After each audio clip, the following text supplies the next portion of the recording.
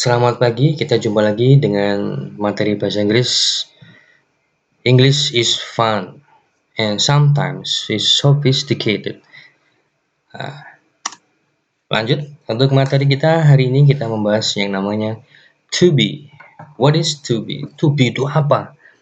Nah, I believe that all of you have already given this material when you were on 7 or 8 grade. Saya yakin pasti kamu pernah mendapatkan materi ini pada saat kamu kelas 7 atau kelas 8 atau mungkin kelas 9 ya. Ini tadi untuk kelas 10 kita mengulas kembali. Mungkin maybe some of your friend, beberapa dari temanmu ada yang lupa, forgot about the material. Oke, kita mulai. To be. Nah, di sini saya punya diagramnya. Jadi to be sendiri dibagi ada dua macam. Yang pertama present dan yang kedua adalah past. Present itu waktu sekarang, kalau past waktu lampau. Kemudian untuk fungsinya itu dibedakan ada dua, ada singular yang macamnya ada is sendiri. Untuk to be yang is digunakan untuk subjek he, she, kemudian it. Jadi subjek yang he, she dan it ini maka diikuti oleh to be singular yang kalau yang present adalah is. Sedangkan berikutnya untuk yang am digunakan untuk subjek yang I. Jadi subjek I ini diikuti dengan to be am. Seperti itu. Lanjut. Berikutnya singularnya yang past, yang bentuk lampau. To be-nya menggunakan was. Was di sini untuk subjek he, she, it, kemudian I. Nah, ini he, she, it, dan I menggunakan to be-nya was kalau past. Tapi kalau present yang to be is digunakan untuk subjek yang he, she, it. Sedangkan yang am to be menggunakan atau digunakan untuk subjek yang I. Jadi I kalau present berdiri sendiri, tapi kalau past menjadi satu dengan was atau was bacanya. Lanjut. Sekarang yang plural, yang jamak. Kalau present dia menggunakan are. Untuk subjeknya yang mengikuti dengan to be are ada they, we, dan you. They, we, dan you. Untuk plural yang past, yang lampau, menggunakan were. Kalau yang singular was, kalau yang plural were. Subjeknya ada they, we, you. Untuk they, we, dan you, khususnya untuk yang they dan we, jika subjeknya ada dua, misalnya he and she, maka menggunakan kalau present are. Tapi kalau yang past menggunakan were. Jadi dianggap sama dengan they dan we kalau subjeknya dua. Seperti itu. Nah, ini saya kasih trik cara mudah menghafalkannya. Untuk present ada is, am, sama are. Bisa menggunakan cara apa bagus? Kalau yang present itu anak SMA. SMA dalam artian S untuk is, M untuk am, A untuk are. Sedangkan untuk yang past bentuk lampau, lampau, zaman lalu, was, lawas, menggunakan was dan were. Gunakan cara kamu sendiri mungkin kalau kamu punya, asalkan paham materi ini. Saya lanjutkan ya. Nah, ini SMR, is, MR, kemudian was, were, was dan were. Nah, ini harus dihafal karena ini kita dasar, jangan sampai dari dasar saja masih belum bisa, maka untuk lanjut ke level yang berikutnya akan sangat susah sekali. Lanjut, the function of to be. To be itu fungsinya buat apa? Yang pertama, to be function as auxiliary atau helping verb sebagai kata kerja bantu. Yang kedua, to be function as a full verb sebagai pengganti kata kerja atau sebagai kata kerja. Biasanya ini kan kita jumpai pada kalimat nominal sentences. Ini kita jumpai pada tenses. Each tenses menggunakan helping verb. Yang pertama, to be fungsinya sebagai auxiliary atau helping verbs. Nah, kata bantu atau penghubung dalam sebuah kalimat. Yang pertama digunakan tenses, present atau past progresif. Ada yang menjuluki progresif, ada yang menjuluki continuous tense. Both, kedua-duanya it is the same, sama saja. Contohnya, she is writing a letter to her friend. To be-nya is. Berarti ini masuk kategori ya present progressive atau present continuous. Berikutnya, they are playing video game in the living room. To be-nya menggunakan are. Ya, present progressive juga. Next, he was watching TV when Brian knocked the door. Nah, ini masuk ke past progressive. Nanti kamu akan mendapatkan materi ini. Jadi just wait and see. Nah, ini past progressive. To be-nya menggunakan was.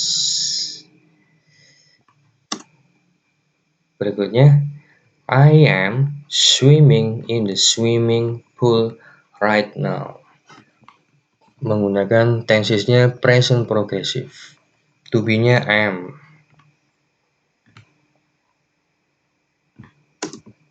Berikutnya, we were buying some food. Kita sedang membeli beberapa makanan. Nah, untuk yang present progressive atau past progressive, to be di sini artinya dia adalah sedang. Mungkin bisa nanti kamu catat di buku catatanmu. To be ini artinya sedang. Dia sedang menulis, dia sedang bermain, dia sedang menonton, dia sedang berenang, dia sedang membeli. Lanjut. Masih dengan to be fungsinya sebagai kata kerja bantu, yaitu passive voice. The house is being built by him. Rumah itu is being built by him. Adalah sedang dibangun oleh dia. Berikutnya, he was kicked by my friend yesterday. The wolves are hunted by them. The cows were fed by Billy. Nah, karena ini pasif, jadi otomatis kamu harus paham dulu bentuk aktifnya.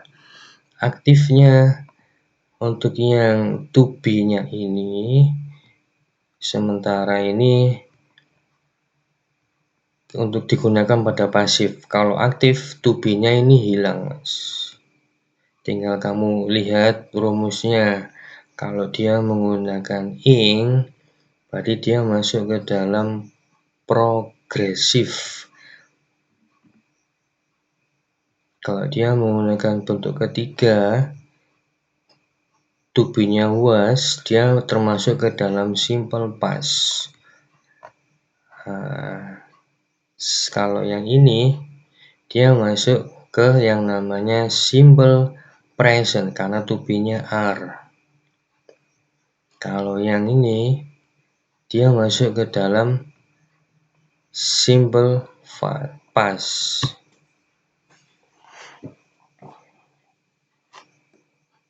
Ini rumusnya. Jadi kalau pasif itu objeknya dari kalimat aktif menjadi subjeknya pasif, diikuti dengan to be.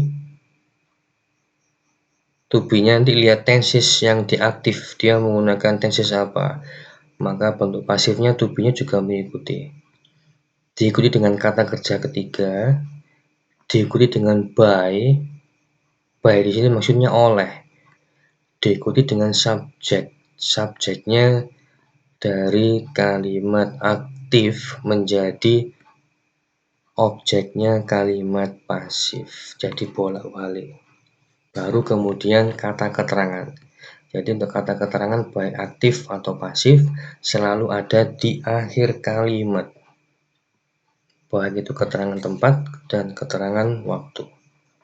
Lanjut. Nah, dan berikutnya ada perubahan pada pronoun. Pronoun nanti bisa kamu lihat di materi pronoun yang sudah Pak Bagus berikan.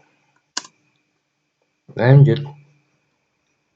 Masih tetap dengan sebagai kata bantu. Future tense yang dimana rumusnya to be diikuti dengan going to. Future yang akan datang. Jadi belum dilakukan, belum terjadi, tapi yang akan datang. I am going to fish next week. Saya akan pergi memancing minggu depan. I am going to langsung mengartikannya. Jadi saya akan pergi memancing atau mancing minggu depan. They are going to promo next month. Mereka are going to mengartikannya jadi satu, akan ke promo bulan depan. Mary is going to get married. Mary akan menikah tahun depan. Nah, sekarang to be yang fungsinya sebagai full verb atau sebagai kata kerja sendiri yang tadi, yaitu sebagai kalimat nominal. Kalimat nominal adalah kalimat yang tidak ada kata kerjanya. Jadi dalam bahasa Inggris agar bisa disebut kalimat, maka to be muncul sebagai pengganti kata kerja.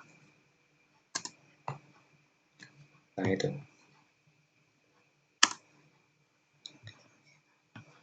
Sebagai kata benda dulu. He was my friend last year. Nah ini, dia adalah temanku tahun lalu.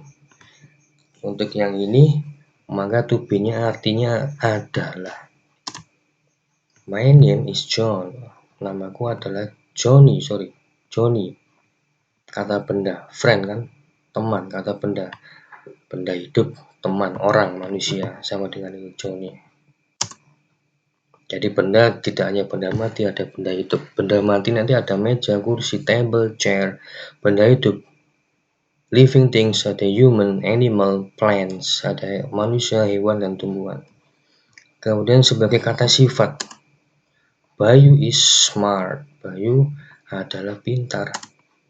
The cats, kucing-kucing itu adalah lucu. sebagai kata keterangan tempat atau waktu.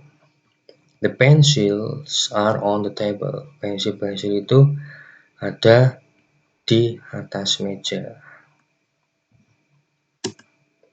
The opera is held. Opera itu diselenggarakan midnight, tengah malam. Nah, saya kira sekian dari saya. Jangan lupa untuk practice a lot, banyak-banyak berlatih. Practice makes perfect. Apabila video ini bermanfaat, jangan lupa di subscribe dan di like. Terima kasih. Assalamualaikum warahmatullahi wabarakatuh.